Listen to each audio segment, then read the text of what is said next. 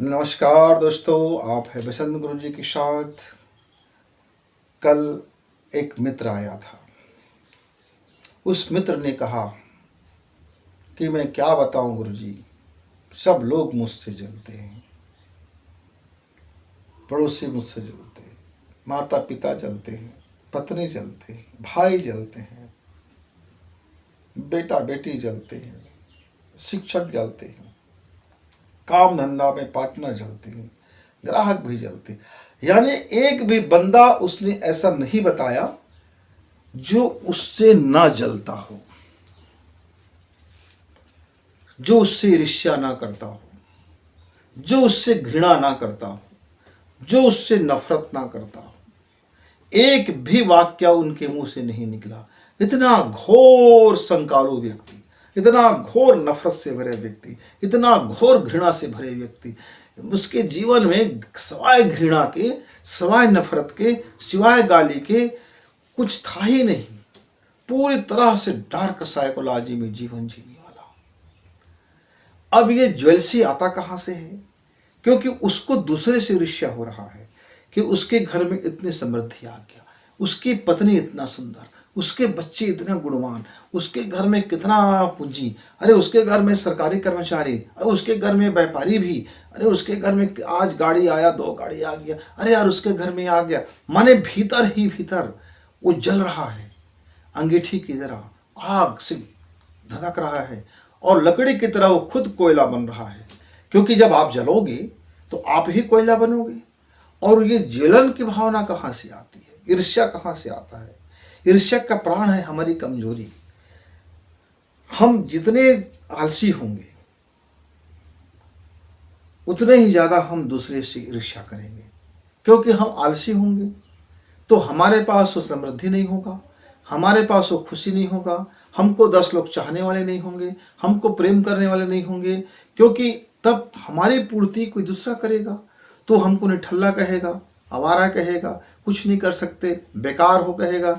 ये जितने भी कमजोरी आपके जीवन में हैं, ये कमजोर व्यक्ति, कायर व्यक्ति, डरपोक व्यक्ति, भयभीत व्यक्ति, आलसी और निकम्मा व्यक्ति का प्राण है ये ईर्ष्या, नफरत और घृणा।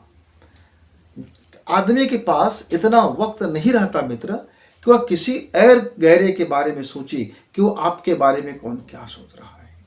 आदमी काम से, अपने काम से, अपने श्रम से, अपने व्यवसाय से, अपनी परीक्षा से, अपने प्रोजेक्ट से इतना व्यस्त रहता है आदमी कि उसको यहाँ तक का फुर्सत नहीं मिलता कि उसके घर में कब से रंग रोगन हुआ है, उसके बाल बच्चों के साथ क्या हो रहा है। उनके बाल बच्चे के साथ बैठते हैं तो गप्पेबाजियाँ हो गया, थोड़ा इधर का हो गया, उधर का हो गया।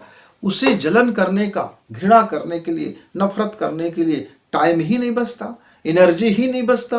वो तो दिन भर मेहनत करके इतना चूक चुका होता है कि घर में आते हैं, परिवार वालों से मिलते हैं, हंसी मजाक होता है, खाना खाते हैं और चैन के बंसी बजा लेते हैं। सुबह उठते हैं फिर अपने लक्ष्य की ओर चल पड़ते हैं। निकम्मा व्यक्ति ही जलसी करते रहते हैं, ईर्ष्या करते रहते हैं और उन्हीं के पास हमेशा दुख रहता है। क्योंकि दरिद्र व्यक्ति है, वो विचार से भी दरिद्र है, धन से भी है और कर्म से भी है। तो ये तीनों दरिद्रता का कारण उनके अंदर में यह ईर्ष्या कूट कूट कर भर जाती है।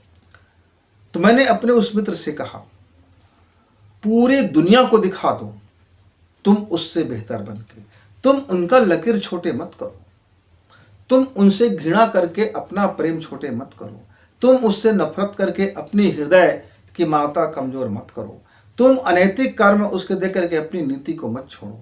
मतलब तुम दिखा दो दुनिया को कि तुम बहुत बेहतर कर सकते हो। तुम अपना कर्म का लकीर इतना बड़ा करो, तुम अपने सुख इतना बड़ा करो, अपनी समृद्धि इतना बड़ा करो, अपना ज्ञान इतना प्रकाशित करो कि दूसरा व्यक्ति खुद आपको झक मार करके नमस्ते कहे, दुआ सलाम करे, आपकी कदर करे, आपकी इज्जत करे। उसे जलना है तो जलने दीजिए, मजा करो कि देखो मेरे समृद्धि से जलता है यार, मुझे मजा आ रहा है, मैं और समृद्ध बनूंगा, मैं और ज्ञानी बनूंगा, मैं और कर्मठ बनूंगा, मैं और बेहतर बनूंगा। आप अपने भीतर बेहतरी का गुण बनाते जाओ और अगला व्यक्ति को कुछ यदि टाइम है उसके पास तो उनको जलने दो, कुढ़ने दो, मरने दो। पर आप तो ऐसा मत करो, आपके पास वक्त ही ना रहे। अपने वक्त का ऐसा सुनियोजन करो, अपने कर्म को ऐसे ढालो कि आपके पास इस सब बकवास की चीज़ों के लिए वक्त ही ना बचे। वक्त को सही जगह में इन्वेस्टमेंट करोगे, विचार को सही जगह में इन्वेस्टमेंट करोगे, कर्म को सही जगह में इन्वेस्टमेंट करोगे, तो ये आपके जीवन में कई गुना बढ़ा करके वो आपको मार्केट प्राइस देगा, आपका वैल्यू बढ़ेगा। आपके जैसे जैसे मार्केट प्राइस बढ़ेगा, आपका वैल्यू बढ़ेगा।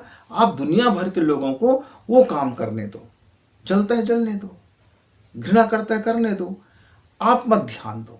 आपको सिर्फ अपना बेहतर, आप अपना स्मार्टनेस कैसे कर सकते हो, सिर्फ इस पर ध्यान दीजिए।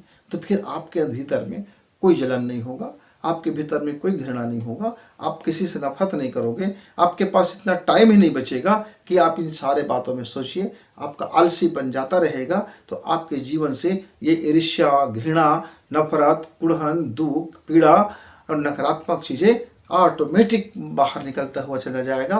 फिर आपके लाइफ से, आपके शरीर के रोम रोम से जब एक सुंदर से पॉजिटिव सी एनर्जी जब निकलेगा बाहर, तब लोग आपके पास बैठेंगे, अरे मिनटों क्या घंटों बैठेंगे। तब लोग आपको वाह वाह कहेंगे। क्यों? क्योंकि तब आपके अंदर से दूसरे को बेहतर करने की प्लानिंग होगा, दूसरे को मदद करने का प्लानिंग होगा। तब आप इतने सक्षम रहेंगे कि किसी को आप प्रेम कर सको, किसी की मदद कर सको, किसी की सहायता कर सको, किसी के जीवन को उठा सको। तब लोग आपके पास तो बरबस आएंगे मित्र।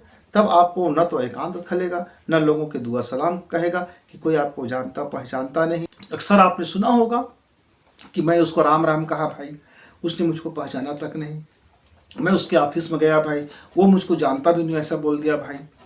मैं उनके पास गया था यार 1000 रुपये के लिए, पर उन्हें मुझको 1 रुपया तक नहीं दिया। क्या मैं उसकी बेईमानी कर देता? मैं उसके पास इस काम के लिए गया था, लेकिन उसने मुझको पानी तक नहीं पूछा। मैं बहुत भूखे था, पर उसको एक कप चाय तक नहीं पूछा। कितने लोग क्या क्या घटिया हो गए हैं। ऐसा कहने की आपको ज़रूरत भी नहीं पड़ेगा। तो 100 बात की एक बात कि आप अपना निकम्मापन त्याग दो। जैसे आप 24 घंटे में जितना वक्त मिलता है आप श्रमशील बनेंगे, तो आपकी प्रगति और तरक्की स्वाभाविक रूप से आता हुआ चला जाएगा। फिर मिलेंगे मित्र, तब तक उम्मीद है कि आपके नकारात्मक जीवन सकारात्मक जीवन में बदल चुका होगा, आपका घृणा प्रेम में बदल चुका होगा, आपकी नफरत मोहब्बत में बदल चुका होगा। अब आप जलन करने वालों में से नहीं होंगे, बल्कि लोगों को टेंशन देने वालों में से होंगे, टेंशन लेने वालों में से नहीं होंगे। लोग आपसे जले, आपको खुशी मिले, बस इससे ज़्यादा और क्या चाहिए आप।